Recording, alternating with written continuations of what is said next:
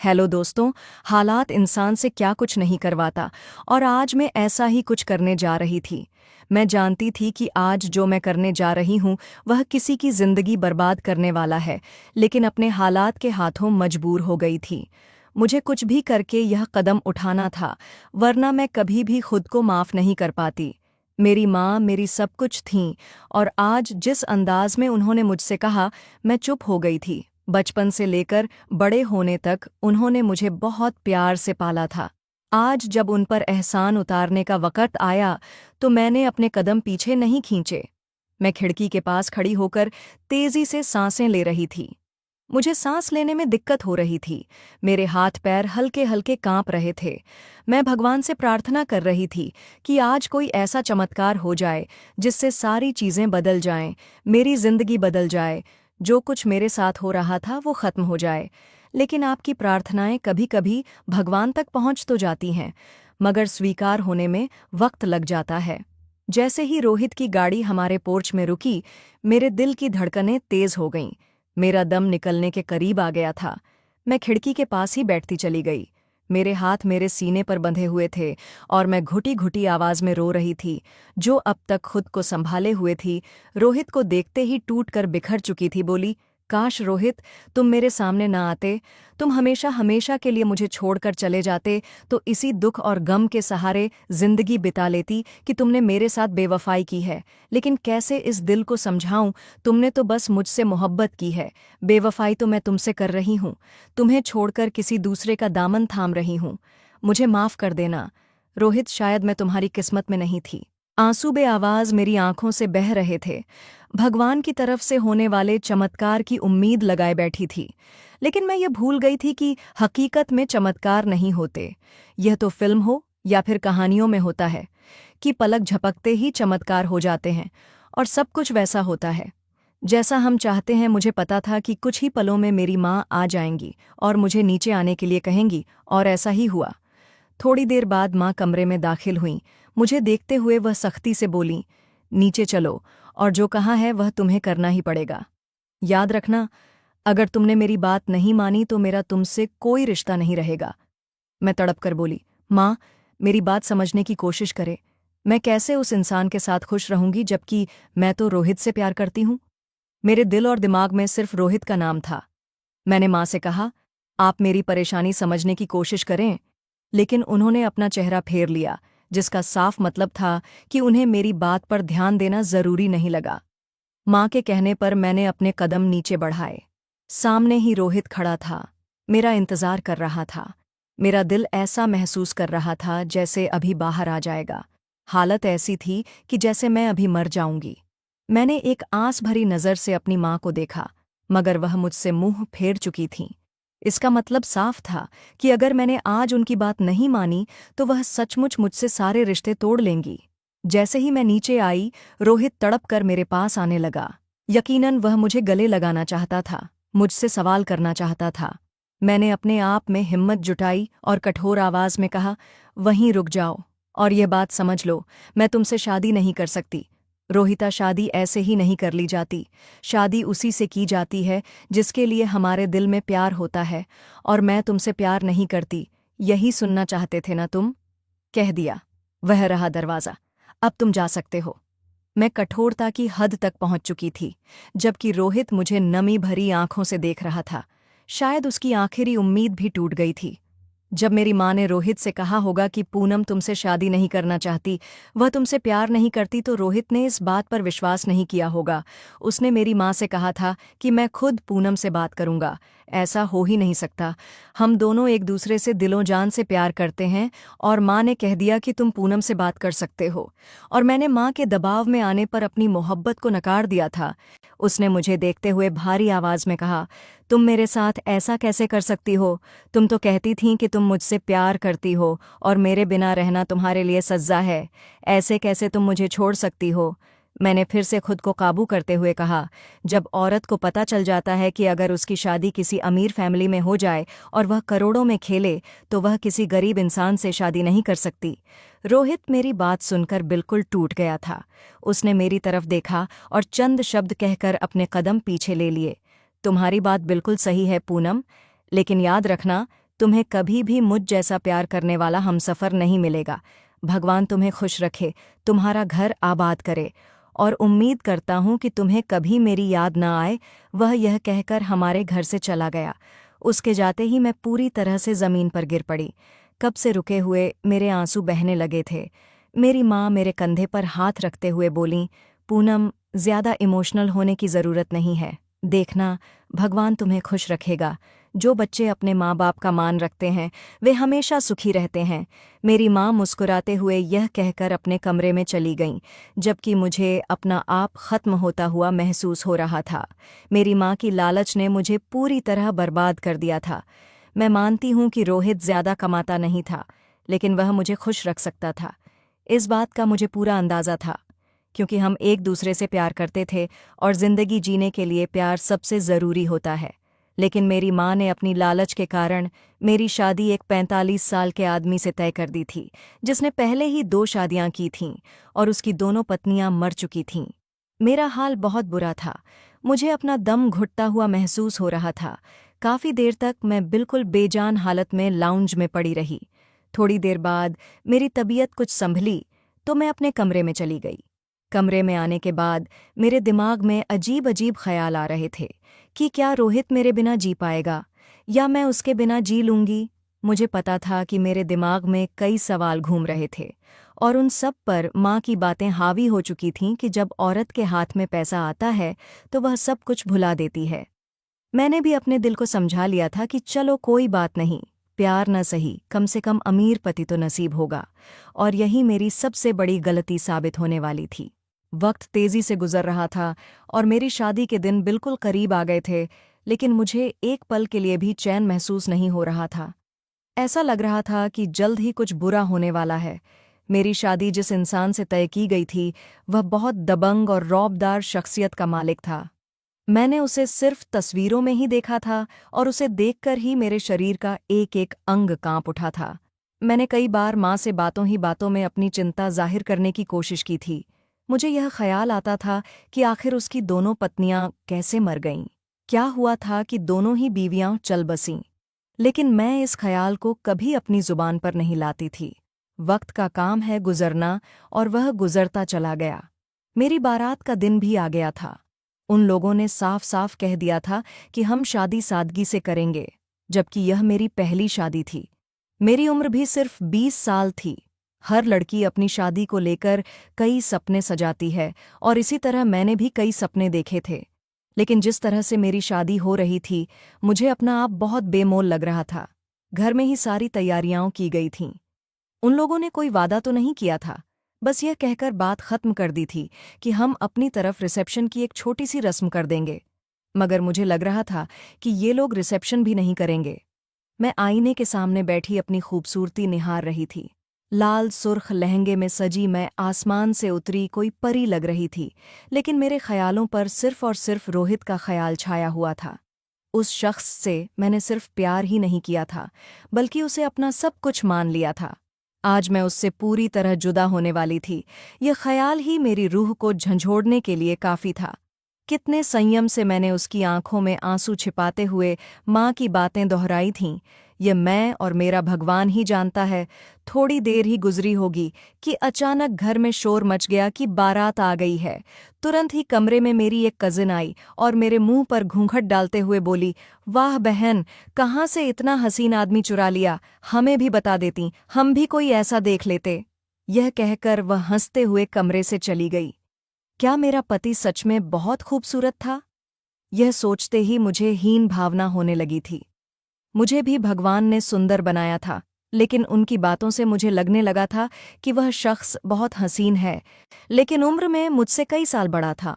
थोड़ी देर बाद ही पंडित जी का बुलावा आ गया था कि मुहूर्त का समय निकाला जा रहा है, दूल्हा दुल्हन को मंडप में बैठवो। मेरी कुछ सहेलियों ने और मेरी कोसिन्स ने मुझे अपने साथ ले जाकर मंडप में बैठा दिया था। मैंने एक नज़र सिर्फ अपने होने वाले पति की ओर देखा था, और जिसे देखते ही मैं सहम कर रही थी।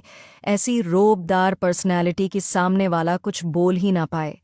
पंडित जी धीरे धीरे शादी की मंत्र पढ़ने लगे थे और कुछ ही देर में मैं विक्रम के नाम अपनी पूरी जिंदगी कर चुकी थी। शादी संपन्न हो चुकी थी। शादी के बाद माँ और पापा खाना लगाना चाहते थे, लेकिन मेरे पति ने तुरंत ही खड़े होकर आदेश सुना दिया कि हमें अभी के अभी घर वापस जाना है, लड़की की रुखसती कर दीजिए। मेरे पापा उनसे विनती करने लगे कि बेटा, बारातियों को खाना तो खाने दो, लेकिन उन्होंने साफ मना कर दिया और माँ की तरफ देखते हुए दो टूक शब्दों में कहा, मैंने पहले ही कह दिया था कि मैं आऊँगा और सिर्फ 7 फेरे करके लड़की को ले जाऊँगा, मुझे कोई भी रस्म नहीं करनी है। उनकी आवाज़ मेरे कमरे तक आ रही थी। यह कैसा दूल्हा था जो अपनी शादी के दिन ही सारे फैसले खुद कर रहा था। माँ और पापा दोनों की आवाज़ें कमरे तक आ रही थीं, मगर वह शख्स अपनी जिद पर अड़ा रहा कि मैं यहाँ और नहीं रुक सकता, मुझे लड़की दीजिए, मुझे अपने घर जाना है। मेरी एक बहुत बड़ी बिजनेस मीटिंग है जिसे मैं किसी भी हालत में नहीं छोड़ सकता। ये बातें सुनकर मुझे बहुत अफसोस हो रहा था। क्या मेरी कोई इज्जत नहीं थी जो यह शख्स मुझे इस तरह सबके सामने बेइज्जत कर रहा था? मेरी माँ उसे समझाकर मेरे कमरे में आईं और जल्दबाजी में मेरे सिर पर एक चादर डालने लगीं। अचानक ही मुझे शक हुआ। मैंने माँ की तरफ देखा और सख्त आवाज में कहा, माँ, आपने इस आदमी से इस रिश्ते के लिए कुछ पैसे लिए हैं? एक पल के लिए उनके हाथ कांप गए थे। उनका चेहरा पीला पड़ गया था, जो यह बताने के लिए काफी था कि मेरा शक बिल्कुल सही था। वह मुझसे नजरें मिलाकर बात घुमाने की कोशिश कर रही थीं, लेकिन मैंने चुप रहने में ही भलाई समझी। माँ बाप की छत्र छाया में मैं अपने घर से विदा हो गई थी। उस शख्स ने मेरा हाथ मजबूती से थाम रखा था। घर के बाहर खड़ी उसकी गाड़ियां ये बताने के लिए काफी थीं कि वह सचमुच बहुत अमीर व्यक्ति है। उसने मुझे अपनी कार में बिठा लिया था। सच कहूं तो पहली बार मुझे अपने आप पर अमीरी का एहसास हो रहा था। एक पल के लिए मुझे अच्छा भी लगा, लेकिन तभी मेरी आंखों के सामने रोहित का चेहरा आ गया। उसकी रोती हुई आंखें, उसका प्यार का इजहार, एक ही पल में न जाने मुझे कितनी बातें याद आ गईं। मैंने एक ठंडी सांस हवा में छोड़ी और अपने आप को एक नए इम्तिहान के लिए तैयार कर लिया। लंबी दूरी के बाद अचानक एक झटके से कार रुकी। वह बिना मेरी तरफ देखे गाड़ी से उतरकर घर के अंदर चला गया, जबकि मैं नम आंखों से विक्रम की पीठ देखती रह गई। क्या इस इंसान को इतना भी एहसास नहीं हुआ कि मैं नई नवेली दुल्हन हूं, मेरे कुछ अरमान हैं? मगर इस शख्स ने मेरे सारे ख्वाब अपने पैरों तले रौंद दिए थे। मैंने अपनी आंखें बंद कीं और अपने आप को संभालने की कोशिश की। भला मैं किस इंसान से उम्मीद लगाए बैठी थी, जो पहले ही 2 शादियां कर चुका था? उसके दिल में भला कौन से अरमान होंगे? ये सोचकर मैंने खुद को समझा लिया और गाड़ी का दरवाज़ा खोलकर खुद ही बाहर आई। सामने का घर देखकर मेरी आंखें फटी की फटी रह गईं, क्योंकि वह घर नहीं बल्कि एक महल जैसा था। मैंने ऐसा घर सिर्फ फिल्मों में देखा था, लेकिन आज हकीकत में देखकर मेरी आंखें बड़ी हो गईं। मैं अपना लहंगा संभालकर उस घर में दाखिल हुई और अंदर की खूबसूरती देखकर दंग रह गई। सच में वह घर बेहद सुंदर था। मैं दिल ही दिल में मुस्कुरा रही थी, क्योंकि आज से मैं इस घर की मालकिन थी। यह एहसास बहुत खुशी देने वाला था। तभी 2 नौकरानियां मेरे पास आईं और मुझे थामकर मेरे पति के कमरे तक ले गईं। उन्होंने मुझे पारंपरिक दुल्हन की तरह मच्छरदानी के पास बैठाया और चली गईं। मैंने कमरे में एक नज़र घुमाई, लेकिन वहां गुलाब की एक पत्ती तक नहीं थी। मुझे अचानक ही हीन भावना होने लगी। भले ही मैं उस शख्स की तीसरी पत्नी थी, लेकिन मेरी यह पहली शादी थी। मैंने कई सपने सजाए थे, मगर ऐसा लगता था कि अब मेरी जिंदगी में सारे ख्वाब अधूरे ही रह जाएंगे। मैं काफी देर तक अपने पति का इंतजार करती रही। एक ही जगह में बैठे बैठे मेरी टांगें दुखने लगीं, तो मैंने खुद को सीधा करके बैठाया। मुझे कमरे में आए हुए लगभग 2 घंटे हो गए थे, लेकिन मेरे पति का नामो निशान नहीं था। मैंने घूंघट उठाकर एक तरफ रख दिया। मेरी आंखों में आंसू भर आए थे। शादी से पहले रोहित अक्सर मुझसे मोहब्बत का इजहार करते हुए कहता था, मैं अपनी पत्नी को कभी इंतजार नहीं कराऊंगा। जब वो मुझे याद करेगी, मैं तुरंत हाजिर हो जाऊंगा और शादी के दिन तो हर वक्त उसके साथ ही रहूंगा। और यहाँ यह शख्स मेरी तरफ देखना भी गवारा नहीं कर रहा था। वह ऐसा क्यों था, मुझे नहीं पता। मुझे अब तक यह समझ नहीं आया था कि उसकी पत्नियों को आखिर हुआ क्या था। मेरी माँ ने तो एक बार भी यह सवाल पूछने की जहमत नहीं उठाई कि उसकी दोनों पत्नियां क्यों मर गईं। बस उसकी दौलत देखकर पखुश हो गईं और मुझे उससे बांध दिया। धीरे धीरे रात गुजरती जा रही थी, लेकिन न तो उस शख्स को आना था और न वह आया। आखिरकार मैं थक हार कर बाथरूम में चली गई, अपना शादी का लहंगा बदलकर बाहर आई और सीधे बिस्तर पर लेट गई। पूरे दिन की थकान थी, इसलिए मुझे पल भर में ही नींद आ गई। सुबह के वक्त मेरी आंख खुली तो देखा कि कमरे में अब भी कोई नहीं था, यानी मेरा पति रात भर कमरे में आया ही नहीं था। मैंने अफसोस से सिर हिलाया। मुझे समझ आ गया था कि अब मेरी जिंदगी इसी तरह गुजरेगी। इज्जत, शोहरत और दौलत तो मुझे मिल गई थी, लेकिन पति का प्यार नहीं मिला। वक्त गुजरता रहा, लेकिन न मेरे पति को आना था और न वह आए। हारकर मैं ही कमरे से बाहर आ गई। सारे नौकर अपने अपने काम में लगे हुए थे। मैं सीधे किचन में चली गई ताकि कुछ नाश्ता कर सकूं, मगर किचन में दाखिल होने से पहले जो बातें मैंने नौकरों की सुनी, उनसे मेरे रोंगटे खड़े हो गए। क्योंकि उनका कहना था कि मेरा पति इंसान नहीं, बल्कि एक दरिंदा। मेरा नाम पूनम है, मेरी उम्र 20 साल है। जब मैं 12 साल की थी तभी मेरी दोस्ती रोहित से हुई थी। वह हमारे मोहल्ले में नया नया आया था और मेरा दोस्त बन गया था, और कब हमारी दोस्ती धीरे धीरे प्यार में बदलती चली गई पता ही नहीं चला। जब मैं बड़ी हुई उसके बाद तो वह शख्स मेरी रूह में बस चुका था। लेकिन अचानक एक दिन मेरी माँ घर आईं। उनके हाथ में एक थैला था जिसमें शायद कुछ पैसे थे। मुझे देखते हुए वो बोलीं, जल्दी से तैयार हो जाओ, कुछ लोग तुम्हें देखने आ रहे हैं। मैं हैरान होकर उनकी तरफ देखती हुई बोली, माँ, आपका क्या मतलब है?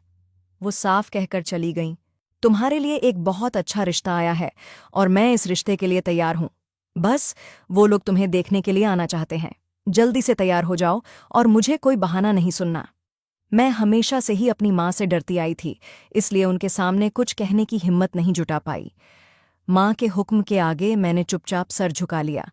फिर अपनी माँ के कहने पर मैंने रोहित से बातें कीं, जिससे वह हमारे घर पर एक पल भी नहीं रुका, बल्कि मुझे दुआएं देकर चला गया। उसके बाद उन्होंने मेरी शादी विक्रम से कर दी। मैंने नौकरानियों की जो बातें सुनी, उन्हें सुनकर मुझे अपना वजूद खत्म होता हुआ महसूस हो रहा था। वे कह रही थीं कि मालिक ने पहले अपनी दोनों बीवियों को मार दिया और अब लगता है कि ये कम उम्र की दुल्हन भी जल्द ही मर जाएगी और फिर कोई और आएगी। इस तरह यह सिलसिला कभी खत्म नहीं होगा। ये बातें सुनकर मेरे कदम जम गए थे। मुझे कुछ कहने और सुनने की शक्ति नहीं रही थी। जब उन दोनों को मेरी मौजूदगी का एहसास हुआ तो वे घबरा गईं और बोलीं, मालकिन, आप कब जागीं? आइए बैठिए, आपके लिए नाश्ता लगा दूं? मैंने तुरंत कहा, आप दोनों अब भी क्या बातें कर रही थीं? मुझे सब कुछ सच सच बताइए, आखिर हकीकत क्या है? विक्रम ऐसा बर्ताव क्यों कर रहे हैं और उनकी दोनों बीवियों की मौत कैसे और कब हुई? उन दोनों ने मेरे सवालों पर घबराकर बहाने बनाने शुरू कर दिए, लेकिन अब मैं तंग आ चुकी थी। गुस्से में मैंने धमकी दी, अगर तुम दोनों ने मुझे सच्चाई नहीं बताई तो याद रखना, मैं झूठा इल्जाम लगाकर तुम दोनों को घर से बाहर निकलवा दूंगी। इसलिए तुम्हारे लिए बेहतर है कि मेरे सामने सारी सच्चाई उगल दो, वरना मुझसे बुरा कोई नहीं होगा। फिर जो बातें उन्होंने मुझे बताईं, उन्हें सुनकर मेरे रोंगटे खड़े हो गए। उन दोनों औरतों ने बताया कि पहली बीवी तो शादी की पहली रात ही मर गई थी और दूसरी शादी के एक हफ्ते बाद ही भगवान की मर्जी से उसका देहांत हो गया था। हम नहीं जानते कि उन्हें क्या हुआ था। कुछ पल की खुशियां आईं और फिर यह महल मातम में डूब गया। मेरा वजूद कांप उठा। यहाँ ऐसा क्या होता है कि वे दोनों औरतें इतनी जल्दी मर गईं? क्या मैं भी इसी तरह दुनिया से चली जाऊंगी? यह सोचते ही मैं डर से कांप उठी। अभी मैं कुछ कहती या सुनती, उससे पहले ही मेरे पति घर में दाखिल हुए और मुझे नौकरानियों के पास खड़ा देख गुस्से में बोले, तुम किसकी इजाजत से बाहर आई हो? तुम्हारी इतनी हिम्मत? उनका लहजा बेहद सर्द था। मैं हैरानी से उन्हें देख रही थी। भला कोई अपनी नई नवेली दुल्हन से इस तरह बात करता है? मैंने कांपती आवाज में कहा, मुझे भूख लगी थी, इसलिए नीचे आ गई। लेकिन अचानक ही वो मेरे करीब आए और मेरा बाजू अपनी मजबूत पकड़ में लेकर घसीटते हुए ऊपर ले गए। मैं उनसे दूर जाना चाहती थी, उनका साथ मुझे बिल्कुल भी बर्दाश्त नहीं था, लेकिन उनकी पकड़ बहुत मजबूत थी। चाहकर भी मैं उनकी जकड़ से आज़ाद नहीं हो पाई। कमरे में आते ही उन्होंने मुझे बिस्तर पर धकेल दिया और मुझे देखते हुए गुस्से में बोले, मेरी इजाज़त के बिना अगर तुमने दोबारा इस कमरे से बाहर निकलने की कोशिश की तो याद रखना, मुझसे बुरा कोई नहीं होगा। तुम्हारी माँ से मेरा यही समझौता हुआ है कि उनकी बेटी मेरे हर हुक्म का पालन करेगी, इसलिए चुपचाप यहीं रहो। ज्यादा मालकिन बनने की जरूरत नहीं है। उनका लहजा बेहद सर्द था।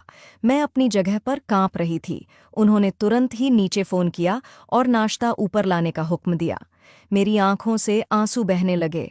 उनकी पकड़ इतनी मजबूत थी कि मुझे पता था कि मेरे बाजू पर निशान पड़ गए होंगे। मुझे अब यहाँ खतरा महसूस हो रहा था, इसलिए मैंने पहले मम्मी को खबर देने के बारे में सोचा, लेकिन फिर ये सोचकर अपना इरादा बदल लिया कि इस रिश्ते में उनकी ही सहमति ज्यादा थी। इसलिए मैंने रोहित को फ़ोन किया और उसे अपनी हालत के बारे में बताने करने लगी। लेकिन वो बहुत उदास था और मुझसे नाराज़ भी था। उसने ये कहकर फ़ोन काट दिया कि अब तुम्हारी जिंदगी तुम्हारे हाथ में है। जो तुम्हारे साथ होगा उसकी जिम्मेदार तुम खुद हो। मुझे अब तक समझ नहीं आया था कि मेरे साथ क्या होने वाला है। वक्त गुजर रहा था और मेरी शादी को 2 हफ्ते हो गए थे, लेकिन मेरे पति एक बार भी मेरे करीब नहीं आए थे। वो घर में बहुत कम रहते थे। मेरे कामों की जिम्मेदारी नौकरों पर थी। मैं अपने कमरे में ही बंद रहती थी। ज्यादा से ज्यादा बालकनी में जाकर बगीचे का नज़ारा देख लिया करती थी।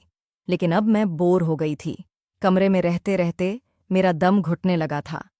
थक हार कर मैं कमरे से बाहर आई, तभी एक कमरे से किसी लड़की की दबी दबी आवाज़ें सुनाई दीं। अचानक मैं बेचैन हो गई। नजरें घुमाकर देखा तो एक कमरे पर ताला लगा हुआ था, लेकिन इत्तेफाक से उस कमरे की खिड़की खुली हुई थी। मैं कुछ सोचकर उसकी तरफ बढ़ी। मेरा दिल बहुत जोर से धड़क रहा था। अगर मेरे पति ने मुझे यह सब करते हुए देख लेता तो मेरी मौत तय थी, लेकिन जिज्ञासा के कारण मैंने अपने कदम उस कमरे की तरफ बढ़ा दिए थे। जैसे ही मैं खिड़की के पास पहुंची, अंदर का दृश्य देखकर मेरी रूह कांप गई। जो मंजर मेरी आंखों के सामने था वह मुझे जीने नहीं दे रहा था। मेरे पति वास्तव में इंसान नहीं थे। वह तो वाकई एक दरिंदा इंसान था। मेरे मुंह से डर के मारे चीख निकल गई, और उसी पल मेरे पति, जो उस लड़की के साथ कुछ कर रहे थे, उन्होंने पलटकर मुझे खून भरी निगाहों से देखा।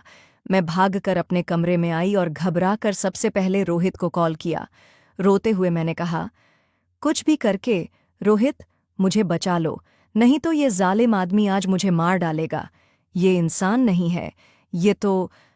मैं आगे कुछ कह पाती, उससे पहले ही मेरे पति कमरे में आ गए थे। उन्होंने जबरदस्ती मुझसे मेरा मोबाइल छीनकर दीवार में दे मारा।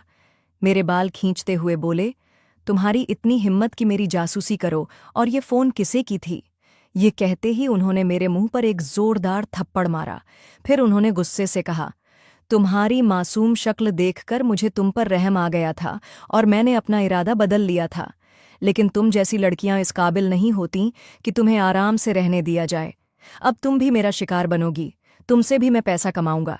यह कहते ही उन्होंने मुझे बिस्तर पर फेंक दिया और तेज तेज कदमों से चलते हुए वहां से चले गए। मेरे पति उस कमरे में कुछ और आदमियों के साथ मिलकर उस लड़की का ऑपरेशन करके उसके शरीर के अंग, तो मेरे पति का यह बिजनेस था, वह ह्यूमन बॉडी पार्ट्स से पैसा कमाकर अमीर हुए थे। ये दृश्य देखकर मेरी रूह कांप उठी। यानी उन्होंने अपनी दोनों बीवियों के साथ भी ऐसा ही किया था। मुझे समझ में आ गया था कि अब मेरा बचना भी नामुमकिन है, लेकिन मैं अपने भगवान से रो रो कर प्रार्थना यह कर रही थी कि मेरी सुरक्षा कर लेना। मुझे इस तरह से नहीं मरना है। मैं जीना चाहती हूँ और इस नर्क से निकलना चाहती हूँ। कहते हैं ना, जब आप दिल से भगवान से कुछ मांगते हो तो वह आपको ज़रूर देता है। मैंने कभी अपने माँ बाप का दिल नहीं दुखाया था। उनके खातिर मैंने अपनी मोहब्बत तक को कुर्बान कर दिया था। मुझे यकीन था कि मेरा भगवान मेरी मदद के लिए किसी न किसी को ज़रूर भेजेगा। और आखिरी पल में मेरा रोहित मेरे लिए काम आ गया था। रोहित चाहता तो मेरी मदद के लिए कभी नहीं आता। वो अपनी बेइज्जती का बदला मुझसे ले सकता था, लेकिन उसने अपनी मोहब्बत निभाई और मेरा साथ दिया। वह अकेला नहीं आया था, उसने समझदारी दिखाई और अपने साथ पुलिस लेकर आया था। जैसे ही इस घर पर पुलिस का छापा पड़ा, उस लड़की को भी बचा लिया गया। उसकी हालत काफ़ी खराब थी, ऑपरेशन आधा हो चुका था और मैं वहां पहुंच गई थी। मेरे पति मेरे लिए भी कुछ डॉक्टरों का इंतजाम कर रहे थे ताकि रात ही रात में मेरा ऑपरेशन करके मुझे मार दिया जाए और मेरे अंग बेच दिए जाएं। लेकिन वक्त पर मेरी समझदारी ने मुझे बचा लिया। पुलिस ने मेरे पति और उनके साथियों को गिरफ्तार करके जेल में डाल दिया और मुझे मेरी माँ के घर छोड़ दिया। मेरी मम्मी मुझे देखकर हैरान रह गईं और जब पुलिस ने उन्हें विक्रम के सारे काले कारनामे बताए तो मम्मी रोते रोते बेहोश हो गईं। मैं उनकी इकलौती औलाद थी और उन्होंने मुझे किस अजाब में डाल दिया था, ये सोच ही उनके लिए जानलेवा थी। वक्त गुजरता जा रहा था और मैंने रोहित की मदद से विक्रम से तलाक ले ली थी। विक्रम का रिश्ता फिर से मेरे लिए आया। मम्मी से कुछ कहने से पहले ही मैंने अपनी रजामंदी जाहिर कर दी। इस बार मेरी शादी बहुत धूमधाम से हुई थी। रोहित ने अपने सारे वादे पूरे किए थे। उसने वाकई एक पल के लिए भी मुझे अकेला नहीं छोड़ा, हर पल मेरे साथ रहा। आज मेरी शादी को पूरे 4 साल हो गए हैं और मैं रोहित के साथ बहुत खुशहाल जिंदगी जी रही हूँ। विक्रम से हुई शादी ने मुझे एक बहुत बड़ा सबक सिखाया है कि लालच बहुत बुरी चीज होती है। जो भी इंसान लालच के हाथों मजबूर होकर किसी से फायदा उठाना चाहता है, वह हमेशा मुंह के बल गिरता है। मेरी माँ और हम सब के साथ ऐसा ही हुआ था, लेकिन आज मैं भगवान का लाख लाख धन्यवाद करती हूँ कि जिसने मुझसे मोहब्बत की वो मेरा वफादार निकला, वरना मैं अब तक भगवान को प्यारी हो चुकी होती और वो शख्स कभी पकड़ा नहीं जाता और न जाने वो और भी कितनी लड़कियों की जिंदगियां यूं ही बर्बाद करता रहता। अगर आपको हमारी कहानी पसंद आई हो तो वीडियो को लाइक करें, चैनल पर नए हैं तो चैनल को सब्सक्राइब जरूर करें। धन्यवाद दोस्तों।